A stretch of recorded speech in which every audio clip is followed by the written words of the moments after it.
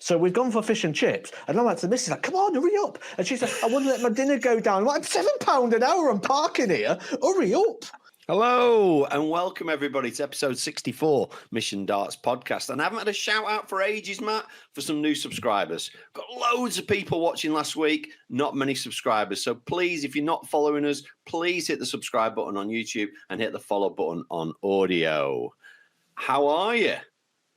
I mean, you know why we had lots of new viewers last week? Because you've been too controversial.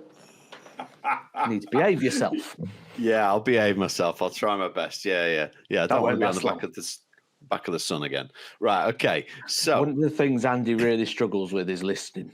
So I'm sure that won't last long. Yeah, but in general, doing all right. I mean, we know just come off the back of Modus. That was fun. I actually enjoyed that. Do you know what? I put a tweet out about this yesterday. I said, I've never practiced as much as I think all year. I haven't touched a dart barely. And then since Modus, I've been practicing for hours. I'm loving it. Like, I think the fact I played pain-free and I got what I wanted out of it. I was competitive. I played better than I expected. Yeah, you did. I thought I'd be low 80s. I thought if I break an 83, I'll be happy. 83 is like the benchmark. That's 18 darts. 18 darts is 6 visits. 6 visits is competitive. So, and that's competitive up to pretty much the tour. You need to be looking at those 6 visits. So I was where I needed to be. I was happy. Results maybe not quite there because the rustiness of it, but I didn't go for results. I went to see what it was like, and I was better than I expected by a long way. You were better than I expected. So I've seen you obviously throw and know how good you can be, but I still thought 9 months since you've thrown a competitive dart, this is going to feel like a nightmare. Because you know what it's like. If you played again this week, it'd be much easier than last week, and we all know that from the tour and everything. But against Fallon, the first game, I was like, what's going on here? He's 3-0 up. He's missing nothing. He's like, yeah, what's happening? He's going to win the whole bloody thing. I'm getting super excited. It was on way too late at night, but I managed to stay up and watch it. And then obviously you just didn't get over the line. And I wanted you to get over the line with the 154 because that would have just been the best talking point, finishing on double 17 after we spoke about that a few weeks ago. It's the least used double on the board. I thought, oh, this would just be typical Matt, this. And you just wired it, didn't you? But yeah, no, let's talk a bit more about Modus while we're on it. I enjoyed obviously watching you. I thought when you said, oh, I've seen the group and I fancy it and this, that, and the other, I didn't expect it to be that hard. That was a tough group. That was really tough. Yeah, the numbers stacked up to be one of the best groups of the year, statistically. Everyone produced. And some of that will also come down to the lack of fear factor that I've probably got right now as well. In the fact, like Paul Hogan played the best game of the whole tournament against me. Yeah. Of his best of that. Tom Sykes kicked off, was it 13-13? Yeah. 12 or something stupid like that. Crazy. It was bonkers. That's elite level darts. Fallon from 3-0 down played well. She never missed a chance. She played great. She played great. And Paul Hogan, you mentioned him there, Matt. I thought back in the day he could have had a go, He could have had because he was always at Lakeside, wasn't he? And you always saw him win these opens around. And I played him a couple of times. I was like, this guy's a player. I mean, I don't know how old he is now, but he can still damn well play. 62. Wow. Fantastic. So here's a shout out to people. In the comment section, I want to know who is that guy who in your local area was the hero, but never really did it for either didn't want to travel, didn't want to commit to things, whatever the reason was. Because I can name 2 off the top of my head straight away. Go on, you go. I've got one on my head. You go. Well, these aren't my local area, but these are players you'll probably know. And the players you probably know because they probably should have achieved more. First one, you've just named him, Paul Hogan. Yep. Second one, Johnny Haynes. Oh, yeah. Oh, Johnny the Hitman? The Punk. What was his name? The Punk, yeah. I can picture him. Skinny bloke, yeah, slim bald bloke. head, yeah. Always wore combat trousers. Yeah, good player. Very good player. Very, very good player. From my area, Andy Gudgeon. Don't know if that name means anything to you or not. Sounds familiar, actually. I think he's got the record for Lancashire appearances.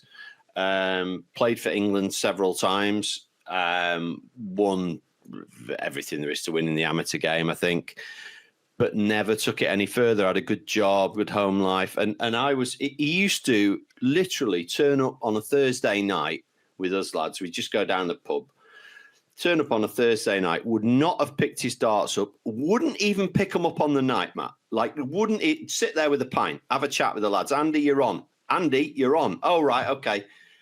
He'd average 100. It was ridiculous. Left-handed, like 6'3", Andy, something like that. Unbelievable. But you've just summarised it there, and I can relate to this. You've got a nice family life, good job. I have the good job now. I love what I do. I enjoy what I do. Off the back of this, people know my journey. You say I haven't played competitive darts for 10 months. That was one game at Lakeside. Before that, I hadn't played since the World Masters, which was 2 months prior. Before that, I hadn't played for 2 months since August, which was the Welsh Open. So you could say in 14 months, I've played the Welsh Open, the World Masters and Lakeside, 3 tournaments. So it's barely anything in just over a year. And the people you're playing, Matt, they're doing ADC 2-3 nights a week. They're doing modus. They're non-stop. Darts is a non-stop sport now if you want to play it. It's every night of the week if you want to play it. So, but then you look at like people. Then people know like my lack of practice. I mean, you know for sure the build up to this. I was doing Pro Tour for 3 days. Yeah. I did modus commentary. I was up in Bolton. You did filming without me because I was ill. Yeah, I did the player filming that the guys will get to see on the channel soon. I then had to travel down to Portsmouth on the Wednesday. So in terms of practice, I probably didn't really get any practice for 2 weeks beforehand, bar one live stream I managed to do on Saturday here. And I was like, I need to have a throw. And Saturday was the only chance I could do it. So I barely practiced. I hadn't played for a while. And then everyone knows that story. And they're like, oh, do you think maybe if you practice, you could do it again? And I'm like, I don't think I'd want to, even if I could, for reasons that was always said. Like, I enjoy what I do too much. Yeah, exactly. And you've absolutely nailed it. We don't segment the podcast. We never do. We fly by the seat of our pants. But you've segmented perfectly into a question from Mark Marlowe, who sent us a long email. I mean, this is like proper long email, and he's having a bit of a rant. And I've picked out the bits that he's saying. He's kind of singling out Michael Smith a little bit, but he's talking about other players in general. And I want to get your take on this. He's saying, have they forgotten the fact that they get to play a game to earn a living? And he goes on to say his own personal circumstances, which I'm not going to repeat. You know, he's finding life tough. Okay. And a lot of people out there are finding life tough, you know, inflation and everything else. People haven't got as much money in their pocket. And he's saying, I'm sick to death of hearing them moaning about playing conditions, prize money, traveling here, traveling there. He said, I'd give my right arm, as would a lot of people, to have a chance to do what they do. Is it time that they shut up and realised how lucky they are? What are your thoughts? No. I think it's very easy to look from the outside and think the grass is green on the side so much. But actually, you know, and then the other thing is, if you don't want to hear people talk about that sort of stuff, that's the real life of it. That's the real side of things. So if you take away the reality of it, you're going to end up with a performance. And do you really want a performance? You know, so, I think it's important that people say how they really do feel about it. And I think it's one of those things that, I mean, a lot of people say to me about, oh, it must be great. And, you know, you get to travel to all these places. But the thing is, and people don't mind airports. And the reason they don't mind airports is because they only go to them once a year when they're going somewhere fun on holiday. It's part of the experience. When you're in airports all the time, it's not as fun anymore. It's a lot of sitting around waiting. It's a lot of just trying to train yourself. A lot of the time you're on your own because, like me, I used to travel with Ryan Searle, but Ryan Searle lives far down south. So we wouldn't meet up till we at least got to the airport or even landed on the other side. So there's a lot of I don't want to use the word loneliness with it, but there's a lot of that comes with it. And like as I said, the grass is always green on the other side. People forget about all the other or don't even realise all the other issues that come with having a professional sportsman status. Even if you're not earning a professional sportsman salary, I talk about this stuff all the time where it's like, well, now you can't just have car insurance. You have to have professional sportsman's car insurance, which costs about 10 times more. And there's loads of things like that. You need special travel insurance. You can't, there's loads of things you can't just do anymore. Yeah. And there's a lot that comes with it. So, I think, and again, everyone's like, oh, I'd give anything to do that. And, we all feel like that, don't we? We see the supermodel on TV. Oh, I'd do anything to be with her or whatever. But I guarantee she's going to nag you the exact same way your missus does, to the point where you're like, oh, come on, look, can't you go back to sliding up and down the car looking all soapy like you did beforehand? And I guarantee her walking out in that little leather miniskirt stops when she's coming out in a onesie, coming out the shower with no makeup on, and you look at her and you're like, oh, the dream is not so much of a dream. Oh, Matt. So, sliding down the soapy car, that's going to be the quote of the day. But no, for once, I'm going to have to agree with you here. I'm going to have to agree with you and give you a slight sidebar to it. Because you did the BDO tour to a point last year, and I did it for a year, and I agree with you. That all that traveling drives you insane. Yes, getting on the dartboard and playing darts and having the crack and earning money, that's the fun bit. Getting to an airport, your flight's delayed, they've lost your bag. You get there, there's no taxis available. It's chucking with rain. It's minus 20 because you're in Norway. And then you get to your hotel and it's like you might as well sleep in the street. It's that bad. And then you can't find anywhere to eat and everywhere. Oh, there's always you can find a bakery. Yeah. A bakery. Yeah. And they all do cheese sandwiches on crusty bread. So all that sort of side of things is a nightmare. I would, and also the bit we haven't mentioned is I was lucky enough, as were you in last year and the year that I did it, that I had finance in another way. So I had a good job. You have your other jobs. We didn't need to get a paycheck to pay the mortgage. We didn't need to finish third in the tournament to pay them. Some of these guys, if they don't get through the Pro Tour one day, they don't know if they can afford to go to the next one. So that is not fun. That is not fun if that's, I guess. If I'm going to flip it slightly, it's going to maybe the top 16 in the world. They get invited to a lot of events. They'll be staying in better hotels. Some of them are taking their families with them. And maybe I was a bit controversial about the Johnny Clayton comments a couple of weeks ago. He was saying, oh, everything should be in the UK. And I was a bit like, I don't really. I'm not on board with that. Maybe they've got it a little bit easier, but they've damn well earned it. They haven't got there by just turning up one day and going, look how good I am. They've earned it. So, yeah, I'm going to have to agree with you on that one, Matt, that it's not all the roses that everybody thinks it is. No, it really isn't. And, I think maybe sometimes people don't explain it as well as maybe they could. And because the other thing as well you've got to remember is like flight times. Like flight times are terrible. A lot of the time it's like 6 o'clock in the morning, so you're leaving the house at 2. And it's not a lifestyle that I would advise too many people on. It might seem sunshine and rainbows, but it really ain't. But that's going to bring me to something we haven't done for a while. Matt's rant of the week. Oh, here it is. I love it. Do you know what? Like, I love the podcast because it gives me that vehicle to come on and moan about something. And there's 2 things I want to moan about today. Number 1, upselling. I am sick to death of upselling. It's getting ridiculous. So I went and got my hair cut this morning, and then I thought, I haven't had any breakfast. I'm going to pop into Greg's. I'm going to get a bacon roll. And I've gone in. Can I get a bacon roll, please? Would you like it as a baguette? No. Would you like it with sausage? No. Would you like egg with it? No. Would you want some hash browns? Just give me a bloody bacon roll. Like, all I want is a bacon roll. If I wanted hash browns, I'd say, can I have a bacon roll and some hash browns? And it's all the time. Everywhere you go. Can I have some chicken nuggets? Would you like 9? Yeah, go on then. Do you want 20? I only want the chicken nuggets. Like, can I have that with some chips? Do you want large chips? Do you want it as a meal? It's like, leave me alone. Like, stop upselling me on everything. Everywhere I go, I can't just have what I want. It's got to be something else. Even going to the petrol garage. Would you like these? They're on offer at £1.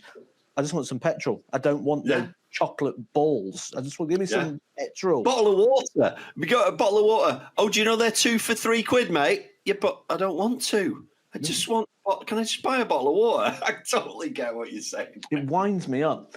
And it's getting stupid, but not as stupid as my trip. So when I finished at the Super Series, I went online, as I do, retro toy shops in the area, and I found one. Went to Worthing. To be fair, spent way too much. We dropped about £1,000. Again. I came out with 5 graded wrestling figures. Mrs. got some Pokemon cards and some stuff like that, and we dropped £1,000. And I'm like, right, we've got to stop doing this. And then she goes, well, I've always wanted to go to Brighton. Brighton's like 20 minutes down the road. Should we go to Brighton? Yeah, go on. Let's go to Brighton. It looks good, doesn't it, in the pictures? Looks like a great place. Worst place I've ever been to. Like, what a boring place Brighton is.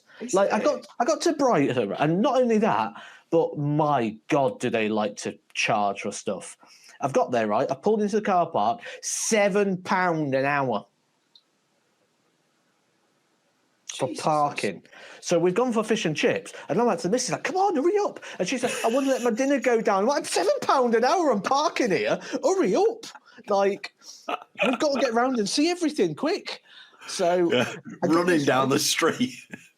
I've got a battered Savoy, because I've never heard of a battered Savoy before. So I had a battered Savoy, chips and a curry sauce. Right.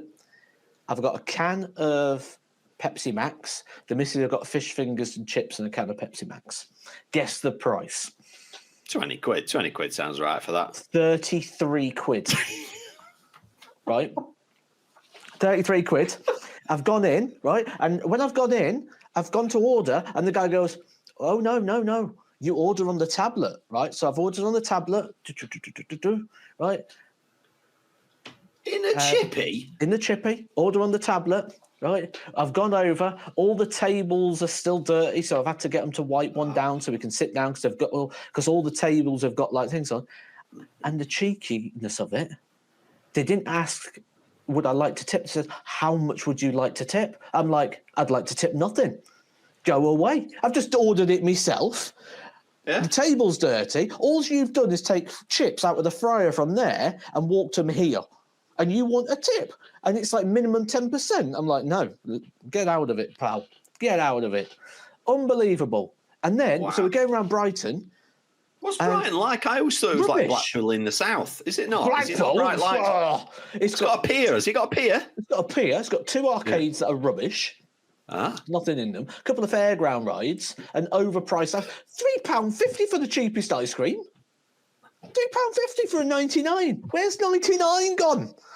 Like, so we're going round and we're looking. And I said to her, I'm like, this is rubbish. I'm like, it's just coffee shops. There's nothing here. Just coffee shops and cafes. And then she goes, oh, well, we can go up on that I-360 and we'll have a look around Brighton. And I'm like, what? We'll look at it from a higher angle now. So we went up there and it was rubbish. And then I've come down. She goes, right, let's stay tonight. And I'm like, to do what? Like, why are we going to stay here? So she gets a video up on YouTube, top 10 things to do in Brighton. It didn't sell it very well to me. Like, so top 10 things to do in Brighton. And like number 2 was like this archway. And I'm like, an archway in a park. That's number 2, is it? That's as good as it gets. Wow. Like, where's the pleasure beach? You know, where's the water park? You know, where's all the good stuff to do? So, I'm like, look, we can't stay here. Like, let's go somewhere. So I ended up going home. Like, I thought you'd have gone Skegness, even though it's nowhere near. I suggested that. Because you do like Skeggy. But yeah, genuinely, we was meant to be there for 2 days and we was gone in half a day. It was the most boring place. And we walked around the town. And again, I'm just like, oh, more coffee shops. Like, and you don't even drink coffee, so... It was heat. There was loads of people there. all your Londoners in it, like walking around. Oh yeah. Oh, apples and pears. Oh yeah, we're at the beach for the day. We've come to the beach. It weren't even sand. It was stones. It weren't even a sandy beach. Can't even make a sandcastle. It was rubbish. One of the highlights, right? One of the highlights on the things to do in was up on the top. You know, like the promenade bit. There was like a bit of grass. That was one of the highlights. There's grass on the promenade. Oh, brilliant. Yeah. My garden's full of grass. I don't need to go to the seaside to sit on some grass. Paying £7 an hour for parking and £33 for some fish fingers and a bit of saveloy. Like, not impressed with Brighton then. Not impressed with Brighton. It was rubbish. Like the missus, like, should we have an ice cream? And then I look at it and I'm like, well, if I'm having ice cream, I'm having it with flake, I want some sauce and some nuts. Yeah. She's the same, you know. We want the full Monty. There's no point in having ice cream and not having the full Monty. You're either in or you're out. Yeah. And when we looked at it, I'm like, look, I'm not paying 14 quid for 2 ice creams. Like. But this is where you always laugh about me because I'll sit here and rant about this. £1,000 for some wrestling figures? Oh yeah. Yeah, give me that. Yeah, £7 for parking. I'm not doing that. Get me. We're off home, love. Enjoy your holiday. We're off. We've gone 3.5 hours. We lasted. Oh, brilliant, mate. Absolutely brilliant. Right, a couple of questions for you, mate, because they're Modus related and you're the man to ask. So this is coming from Alan Slater, who's saying, great effort this week, Matt, on the Modus. But hey, up he's gone. Just got a question for him and he's disappeared. I'm trying to listen, but I've got wired headphones on. So you're trying to get a can of pop? Yeah. Yeah, okay. Right. You get yourself a pop and try and listen. He'll be back in a sec, listeners. He's just getting himself a can of pop. He couldn't just get up out of the chair like a normal person. No, he had to like shimmy across. Right. What are we on today then? What's today's podcast sponsored by? 7-Up. 7-Up. Right, okay. Alan Slater, great effort this week at Modus, Matt. Question for you. And it is a good question. I haven't got a clue the answer to this. Why does Modus evening sessions on Thursday and Friday start at 9 p.m? Is it something to do with North American fans? He says it's just too late for me with work the next day. So why does it start that late, Matt? So the Super Series originated during COVID. And it originated and it was sort of funded through bookies, because there was no live sport on at the time.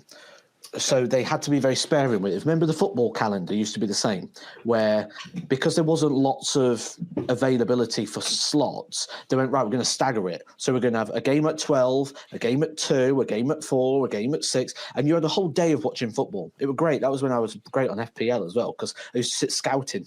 Yeah, I was that sad. So you get a little bit of horse racing, a little bit of dog racing, you get a little bit of sport on, and then it'd stop. So they wanted more live action sport, because what happened is people started like gambling on FIFA and things like that, didn't they? So there was an opportunity with darts that they could fill in those time slots. So 9:30 till 1 before the horse racing has started. That's when your Group A, B, the morning sessions would be. Yeah. And then Group B in the evening, because all your football matches had finished and everything had on. 10 o'clock start because everything had finished. And it's just never changed. It's just never changed. They've just stuck with it. Fair enough. Yeah. Okay, well explained. Yeah. Yeah, good. Chris Moorthorne has said he's been watching Modus. He was excited to see how Matt got on, especially with his Matt Edgar darts available in 21, 23 and 25. He got it in before you did. Right here, 23 grams. He said, and then he said, Modus stated he was still using Loxley darts. Bit of a mistake there on their part, I think. But then he said, my question is, when a player signs a branded contract and the brand goes through the effort of making the darts, marketing them, are the players then expected or contracted to play with that specific dart? And does it hurt or annoy the brand if they don't? And he's used Van Gogh as an example. He was still using his old darts, even though he was signed to a new company. So I guess it's kind of a question for both of us here. Have you ever been under contract and still kept using your old dart? I mean, that does happen when you're waiting for your new darts to be made. I know that.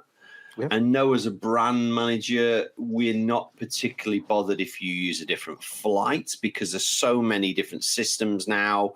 You might want to use an L style or a Cosmo as you were doing or a Mission or whatever it is. But barrel-wise... Does your player's contract look at that. say... That's from one night's action. Look how much to chop them up. Yeah. And they're what, like 12 quid a set? Yeah. And I absolutely batter them. But I think is that angle of entry, I'm guessing, isn't it? Because I'm... Yeah. So the question is, are you expected to use the darts that you're signed to use? Is it as simple as that? Or could you turn up with a different brand and whatever. Do you know what? I honestly don't know. I've never really challenged it. I know not all of our players use their signature darts. Some use other darts within the range.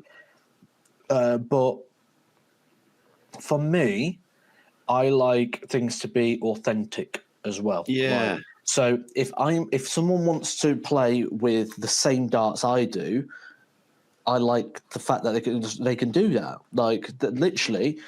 That is the dart I use, and all of that is available on the website. And if you want to throw or have a setup the same as mine, you can. And I like that sort of authenticity of it. What I don't ever like is sort of the sale of something that you don't believe in. Like, as you can imagine, and as I've shown you with a lot of things, I get a lot, and I mean a lot, of various products, whether it's within this industry or within supporting supplementary industries towards darts, things such as energy drinks or like different bars and things that they think would be good for players, different gels, massage guns, all this sort of stuff. And you'll notice that I barely advertise any of it because I will only advertise something that I believe in. I can't do it. I can't go, oh, I'd get this just because they've offered me a deal. I'd rather not take the deal rather than tell someone to get something that I don't believe in, which is why you'll see me not advertise hardly anything. I'll advertise them at Edgar Darts. The Taurus 270 is the best light in the business. I fully agree with that. New board. While we're on it, the new board, Kate, it's out now. It's out. If you've not got one already, grab one quick. The Samurai 4. Phenomenal board. Yeah. And you've advertised that, yeah? Advertise that to the best of my knowledge, because the main thing people want to know about is durability. That's the question. Now, durability, I've turned my board once, and I left it deliberately on the 20 to see how long I could leave it for, and I've turned it once, and it looks amazing. If I could get the camera closer, because it's still on the wall now, I'd probably show you, but I don't think it's going to reach. So, unless... No, don't do that. Whatever you did then, the camera froze, so don't do that. I didn't do anything. Don't do that. I didn't do anything. Something happened when you got closest to the camera. It wasn't very happy. Right, let's have a quick look at... I'm going to see if I can do something quickly. You're going to try and be really clever. And anyway, while he's doing that, I'll pose a question. And Matt can have a think about it, and you can have a think at home. I heard this come out of a commentator's mouth at the weekend, and it was, how many titles... Oh my God. My God. He's added his... Right, I'll get back to that question because he's added his phone as a... Right, now I need to add that... So hang on one sec. Right, I've added you now. There you are. Look at this. Right. We've never done this before. So if everything crashes now at 30 minutes, we know why. Right, you need to turn your camera around. There you go. Here we go. So I've switched it to here. Wow. That was the 20s there. Wow. I mean... Mine's equally as impressive, but that is just incredible. So that's after about a month, and then this one's been up for a few weeks. Wow. That's amazing. Oh, I tell you what I need to do. That's it. Right, just talk again now, Matt. Hello. Yeah. So what I've done now is muted the mic on your phone so that the sound is still coming out of your other one because it was coming out of both. So that's much better now. But that looks amazing. Yeah. Okay, Absolutely brilliant. Right, get yourself sat back down again. That was very clever. I'm impressed with that, Matt. I don't know how you did it. We'll talk afterwards. I'll remove that now as a camera. There you go. You're back. He's back. And everybody at home is going, oh, my God, that's probably the most technologically advanced thing those two have ever done. So on that note, I was just about to ask a question. One of the commentators said about how many PDC titles Michael Van Gerwen has won since he joined the PDC. Would you like to have a guess? How many titles Michael Van Gerwen's won? 143. Wow, that's a phenomenal guess. It's actually 158. Oh. And I was like, wow, that's a lot of titles. Now, I know he's been around a while, but that's a lot of titles, 158. It just sprung out as me as being a massive... Out of interest, is it 143 ranked titles and maybe 15 non-ranked, like World Series could events? Be, yeah. There could be Invitational or World Series. Yeah. You might have nailed it there, yeah. Because I seem to... the numbers spring to my mind for some reason, because obviously I covered a lot of PDC darts this year, and I seem to think that number is relevant for something. So it might be ranked titles. It might not be 143 exactly. It might be 144 or 142. Yeah, it's around that area where I reckon it might be ranked titles. Great shout. Right, we've got to talk. We're halfway through the pod, and we haven't even mentioned the winner of the Europeans, which I was nice to see. Other than the fact that I lost another $5, I was nice to see a new winner. Yeah, you're a tenner up now, and you're going to have double eclipse on the Grand Slam when it comes around. It was nice to see Gian Van Veens win.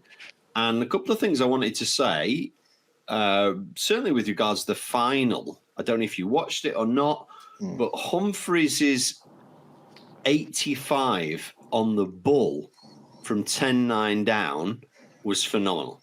To go 10 apiece, unbelievable, right in the middle of the bull. I've been in those situations and not got anywhere near the bull. To actually ping the bull right in the middle when you have to, otherwise you've lost, was incredible. But what I want to talk about is Gian Van Veens' 100 finish in the final. Now, he went my kind of route. He went 20, 48, 32. And the reason he did that was because he blocked the treble 20, I think. We've seen him throw the phantom dart before. He does it now and again. Some of the Asian players do this quite a lot. Paul Lim does it a lot. The phantom dart, where you just pretend you're throwing it before you throw it. He did this on tournament dart. So he went single 20, 48, stood back, threw a phantom dart. He might have even done it twice, might have even thrown 2 phantom darts, stood up and pinged it right in the middle of double 16. So is this something we should all be doing, Matt? Should we all be throwing a phantom dart when it means something? What's your opinion on He does that because of dartitis. Oh. He had dartitis, so that was sort of a method around it. I think, if anything, that's shown to me a different level to Van Veen that I haven't seen before. Because to break rhythm due to a lack of composure, that wasn't phantom darts like, oh, I'm doing this. That was because he didn't feel comfortable, and he broke his rhythm. That dart was like throwing dart 1 again, and dart 1's the hardest one to throw. And to do that and then deliver that was unbelievable. Like I say, Humphreys I shot before, but did Humphreys look a little bit off to you at times? Like the throw didn't. I need to see this more, but it didn't look as smooth as it normally would. It looked like he was releasing early. Yes. To the point the darts dropped at times. Yes. It looked. I obviously I watch players throw all the time, as you do, but when I'm doing fittings and stuff, on his way back to then releasing looked quicker than normal. So it was almost like he wasn't giving himself time to get set, because he has quite an unusual style. But yeah, I noticed the same. He was kind of releasing a bit off, weren't they? Yeah, he never looked that comfortable the whole time. And I thought, if he wins this, he's winning it with his A- game here. His averages were still decent, but it just didn't look like the dominating. Now, whether that was because Van Veen was putting him under pressure, whether it was because he'd already played, and he was mentally fatigued, or we'll probably never know. Where did I thought the Euro Tour? Prague, wasn't it? I did Euro Tour in Prague recently, and Luke Humphries won that, but he never played his best. What a sign of quality! When in 2025, when you don't need to be at your best and you're still competing for titles, because he's running up at the last two tournaments. I've said it 1,000 times, Matt. To players that I'm coaching, to good amateur players, it's not how good your A game is; it's how good your B game is. That's so important to me. We've all got 105, 110 average when we're on it. We saw it a bit of you in the modus. Your A game, everybody's got an A game that's in that 100 plus. It's what is your B game? And if you look at players that have struggled over the past 12 months, the players that are dropping down the rankings, your Peter Wrights, your Joe Cullens, your Mike Smiths, etc., it's because their B game is just not there. Peter Wright's been averaging 75 in his B game. That's not going to win you anything. So they've got to, you look at your Humphreys, you look at your Littlers, you look at your Gerwin Price and your Van Gerwen, their B game's still 92, 93. That still wins your games.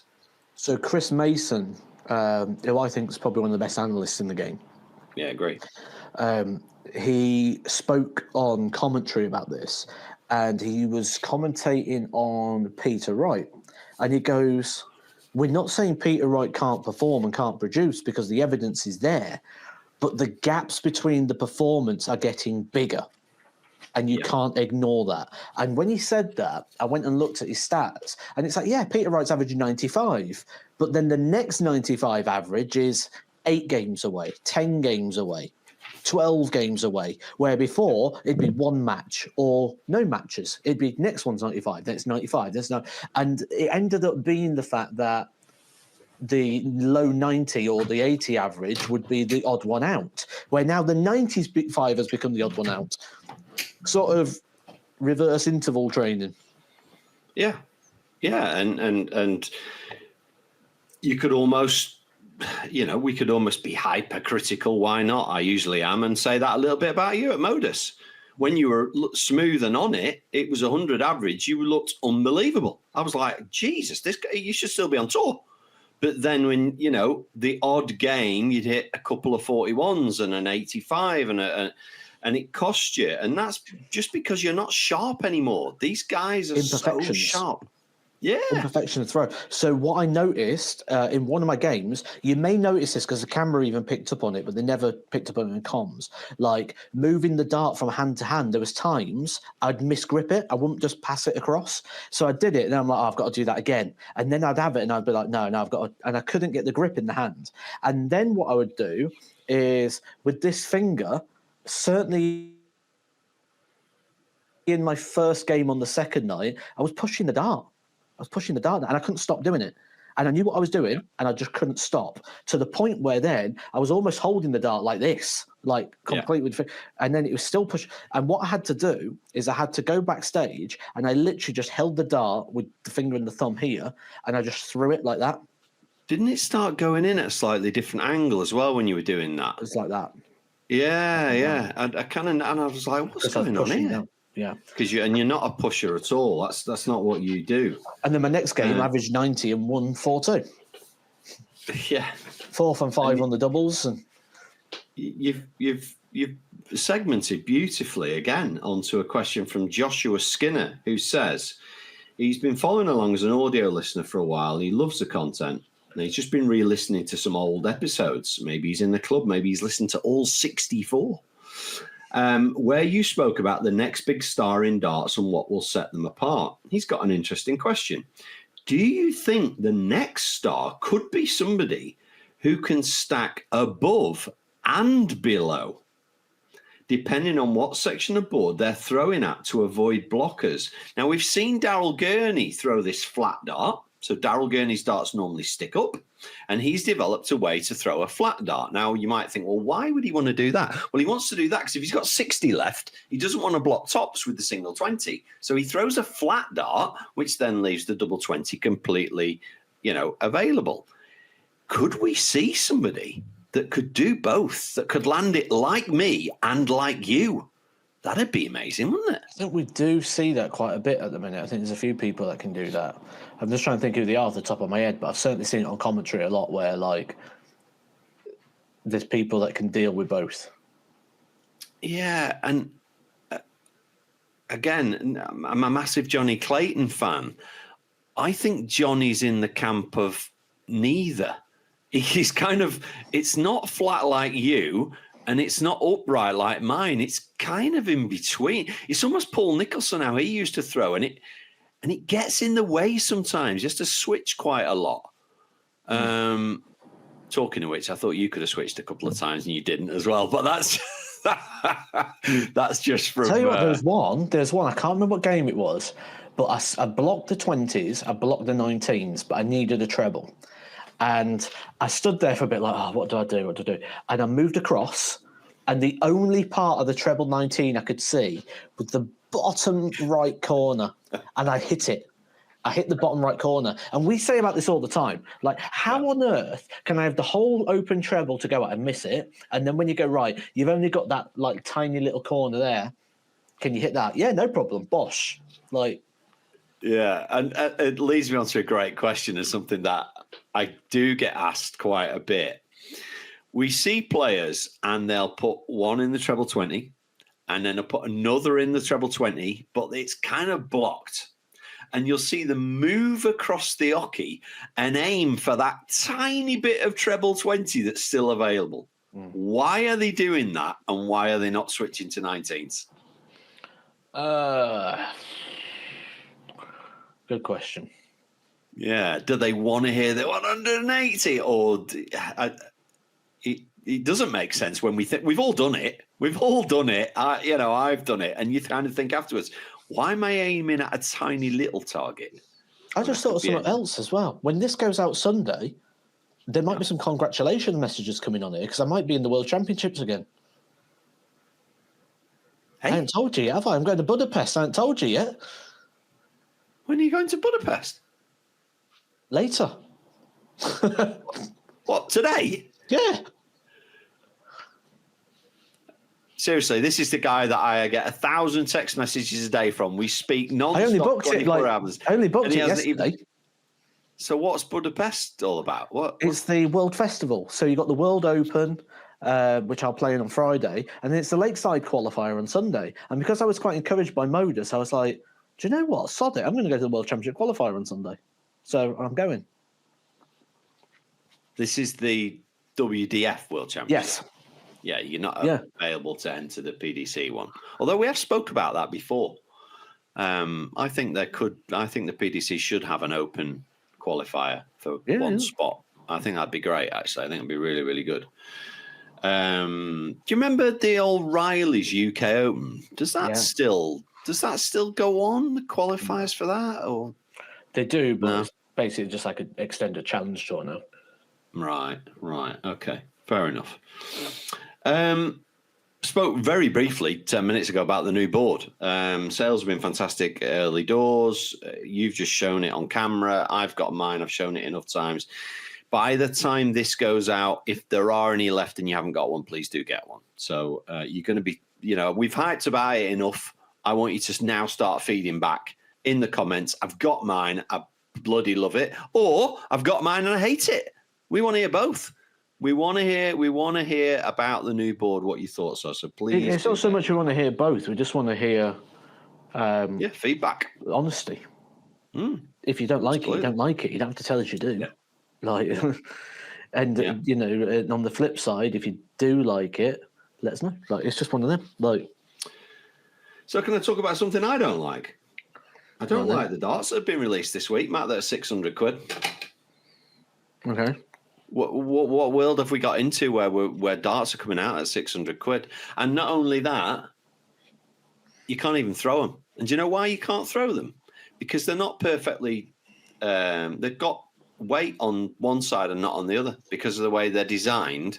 They're not. I can't even think what the word is. But obviously, on a dart, you don't pick a dart up the same every time. It doesn't matter because it's a cylinder and it's the same all the way around. So it doesn't matter where you pick it up. If you add weight on that barrel on one side but not on the other, then it ain't going to fly properly.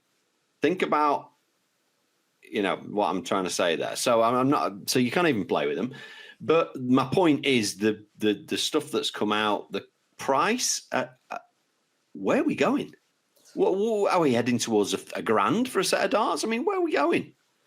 Are we now getting to the realms, like within the toy collecting world for me, where it's, like I collect retro vintage toys, but that doesn't mean that the companies aren't trying to rope me in with other things. For example, I like the Power Rangers Deluxe Megazord. Now, that was originally brought out as a toy. That was brought out for me to play with. Now, they bring out a Power Rangers Deluxe Legacy Edition, which is made out of die-cast metal, which is meant for the purposes of looking really, really good and really, like, realistic and really, really, like, a quality piece that I'm meant to put on display. And they're going to charge me £400 or £500 for that rather than £100 for the Megazord Deluxe that was meant to be played with. This is not to be played with. This is for a display piece. Are we moving now into a realm where darts, because it's becoming fashionable at the moment, that we're starting to see display pieces? Because I see people on TikTok, on YouTube, that have cabinets now, similar to like I've got with like my trophies and my awards in the back here, but they do it in a sense that they'll have darts in there. Are darts now becoming not just a throw? Are they coming display pieces? Well, but that's okay. I'm okay with that. We just brought out the Mike Dedeker limited edition. I'm okay with that. If you should be able to throw with them if you want. It is a dart at the end of the day. If you want to play with one of those figures, you can play with it. If I buy a limited edition golf club, I can still use it on the golf course, right? They still should be usable. Point number one. But second of all, £600. Like I get it. If you were buying one like you do that's 20 years old, that there's none available anymore, you're going to have to pay a premium. But paying a premium to begin with, what, are you saying that £600 dart's going to be worth £2,000 in 3 years? I don't think so. I'm not, darts is a pub sport, Matt. How have we got to this? I'm all for limited editions, right? I'm all for, I don't know, bring out a Matt Edgar 21, 23, 25, but one in every 100 set sold is a gold edition, right? And you don't know. Nobody knows. It's in a sealed box. You turns up, oh my God, I've got the limited edition. It's something special. It's like you've won the Willy Wonka golden ticket. I'm okay with that. But laying out £600 to look at a set of darts, I'm not getting it. Because guess what? They ain't cost £600. Okay, right. I'm going to go back to, so let's think about the customer. What does that customer look like? As you just said, their darts are a pub sport.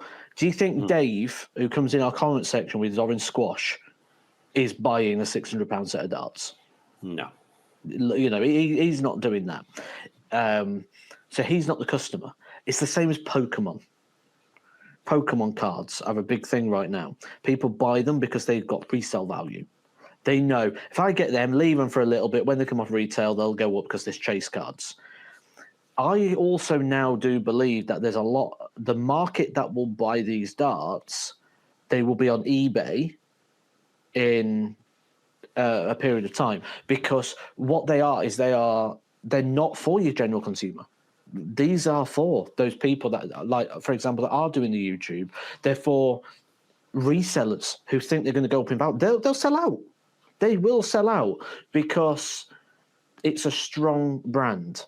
And I think with that, you'll have people buy them to sit on them until they're sold out. And then you'll get, I mean, what is it, 2,000 limited run?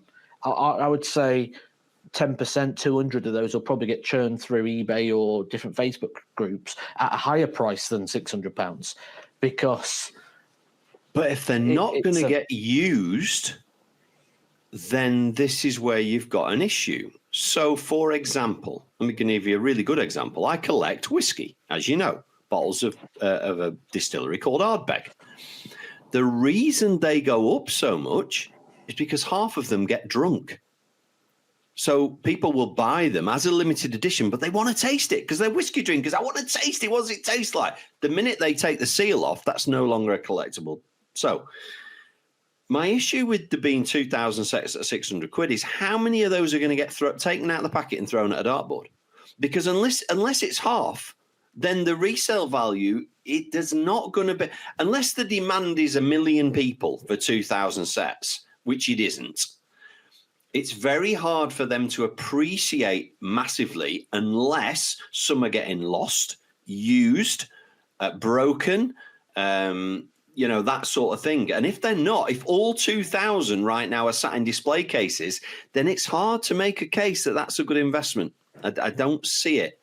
The thing with your wrestling figures that you have to pay a premium for now is because the ones that you're buying have either been played with, or they were lost, or somebody, they ended up in the bin by mistake, or they ended up in the charity shop. It was 30 years, a long time. They were taken out of the packet, so immediately the value's gone. I'm just not quite sure what rabbit hole we're going down with that. And you've probably got in your head the same sort of person that I've got in my head for who might be buying them, and I don't think it's our listeners. I really don't. I don't think it's hardcore darts players and darts fans aren't buying them. I don't see it. I agree. Yeah. So that's just my kind of take on that. Right, I've got a note here to talk about Jeff Smith. Now, I could talk about Jeff all day. I famously beat him to get my tour card. One of the nicest guys I've ever met. Lovely, lovely guy. But you texted me midweek and went, remind me to talk about Jeff Smith. So over to you. What's happened? Oh, yeah. I thought you'd forgotten. I thought you'd forgotten then. There's two things to do with that. So the first one is to do with poor, lazy journalism. Ooh. I think I've started a war on journalism recently in the fact of how they mislead at times in order to get views, clicks, various different things. I know there's a lot of journalisms that are probably listening to this right now who are probably thinking how to twist or turn this in a way to do exactly that. And I hated what they did to Jeff Smith. You've just said it without me even teeing you up. Jeff Smith is one of the nicest guys going, and they put a very misleading title out. In 2025, the average consumer of internet content is lazy, in the fact that they will read a headline and make an opinion on something before they've read the article or heard firsthand. The great thing about this is you can hear what I'm saying right now by coming to this podcast and listening to it. But if someone read a headline, would they go, right, I'm going to read the article. Right, I'm going to go hear what Matt actually said rather than this edited version of this article and listen to these exact words right now?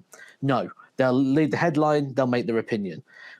They put a headline out that the way it was worded, you could have very easily thought that Jeff Smith was caught up with match fixing.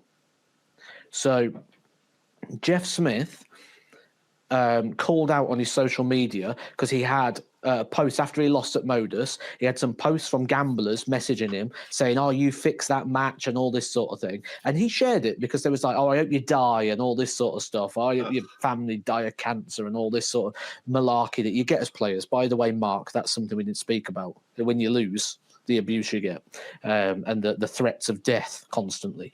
That's another peril of the job.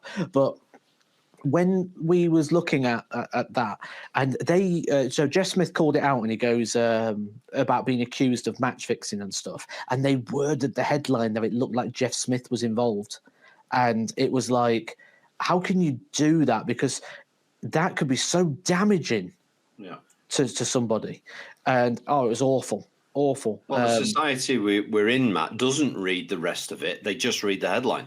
Yeah. That's why TikTok's so popular. The world we're living in now is, I'll just read that sentence. Oh, right, I'll make my own opinion now. Yeah. That's awful. And That's awful. to do that to Jeff, and Jeff, I think, shared it on his Facebook, and he's like, I don't like the way this is worded. And it was worded so badly. And they even used quote. They even used part of his quote in the title. And it was like, especially when there has been issues in the last few years. I read the comments, and there were so many people in the comments like, what a twat, or what scum, and all this sort of stuff. It's like, whoa, read it. Stop and read it. And I hope that the people that wrote the article are listening to this right now. And I hope the people that wrote that article read the comments and the reaction, or even if just one person had that opinion about Jeff, that's your fault. And it wasn't just one person. There was a lot of people that had it. So I hope you're in here, and I hope you take responsibility for that article that you wrote, because it was awful. That being said... Send Jeff an apology. Yeah, because you've... you could have sold him out big time there to something that potentially could cause harm. You don't know. Well, if someone's had a bet on this and they see that, they were, he fixed it. Like, I lost because of that. It was so misleading. But one thing about Jeff, though, as well, is he was made to make a choice. He had to go to Lakeside or he had to go to the ADC Global, and he chose the ADC Global. So a positive spin there, that he's got his £60,000 tournament coming up. But please don't do that to people again, guys. Like, just think about your articles. Yes, you want your clicks, but remember there's a person on the other side of it as well. So as much as you want your clicks, just think about how damaging it could be to that person's reputation or career. Yeah. Stop being a helmet. Right. What else did you want to say about Jeff? That was it, really. That was it. That was it. Well, I've got one question to finish with then. It's from Ivan. We know Ivan. He's on every week with a good question, is Ivan. So he wants to know, well, his first question I knew the answer to. Has anyone ever hit a 170 finish on a $9? No. Right. Thanks. That's quick answer. But what he wants to know is, one for you, Matt, why does the one marker on the PDC have an earpiece in? The one near the referee, that's why. So he's in communication with the backstage. Okay, why? So for many reasons. We had a broadcast outage. There's going to be a break coming up on this. 9 darts until we're back. Coming back in a minute. Could you just keep an eye on so-and-so is encroaching the exclusion zone? Any reasons. So that's just a communication thing. Technically, you shouldn't be able to see that because they should be wearing it in the right ear, which is stood to the side of the stage behind the referee. So if you have seen it, you are very, very eagle-eyed. Well done. Yeah, you shouldn't be seeing that as such, because there's another referee. So there's a second referee off stage who is sat with all the screens and monitors, and he's in communication as well. So the second referee is just off to the side of the stage, and he's in talks. So there's a lot going on. It's the same with commentary. Like, you think we just sat talking on the game, but we're listening and talking to when you're not hearing me speak, I'm probably having a conversation with somebody else. Or I'm listening to somebody, or while I'm speaking, I'm listening to somebody else. So yeah, there's all sorts of stuff going on. You mentioned the encroachment zone there, and I've noticed we've got a camera on that area now, because they show it quite a bit, and sometimes they show it from the board and you can see the player behind. I've seen one or two sneaking into that lately. I know the rule is you shouldn't be in that whilst the other person is throwing. Is it a case of the referee has to then give them a warning, or is it a case of, right, whoever it is, you're doing it, you're getting too close to the player in front, you're in the encroachment zone, please stop doing that? And then second time, what happens next? Is it, if you do it again, it's the game's null and void? I mean, what happens? What is so it's one of those things where it's not an electric force field, like, get in here, we're going to taser you, like, sort of thing. That's a great idea, man. Oh Christ, I best stamp it. That's for the next Premier League. Love it. Where some people look, he's got I see pictures on Facebook, he's got his toes inside. Yeah. Grow up. It's like with football, you're meant to throw it in from the point of it goes out the pitch, and everyone takes a few steps anyway, and it's only when they take 10 steps the ref goes, hang on mate, you're taking the mick now. You've walked down the whole side of the pitch. Like, But you don't have to like do the run up and throw in from there. You take a few steps, you do your run up, you throw it. So you gain a bit of ground. So it's exactly the same as that. Now, if it's not affecting anybody, it'll carry on. Like you can stand inside it as long as you go round the outside, really behind. It's not too much of an issue. It's one of those rules that is there to be used if it's needed to be used. It's not one that's enforced where they go, hang on a minute, your toes are in, stop the game, get back, yellow card. But yeah, in terms of it, so how the system works is you get a warning, you get a second warning, you get deducted a leg, and then you forfeit the match. Wow, which we've never seen, which is nice that we've never seen. I've seen them being warned before. Very rare. Very, very rare. But I have seen that. Nobody ever encroached behind Richie Burnett when he was throwing. You know, you stood your distance. Yeah. I wonder why. Matt, it's been an absolute pleasure as always. That's episode 64 wrapped up. We'll be back with 65 next week. Maybe we'll debate the right way to go on 65 because I believe it's treble 11. Matt and I will be back with more debate, more hot topics next Sunday at 7. Thanks for listening, guys. Don't forget to hit the subscribe and don't forget to hit the follow if you're on audio.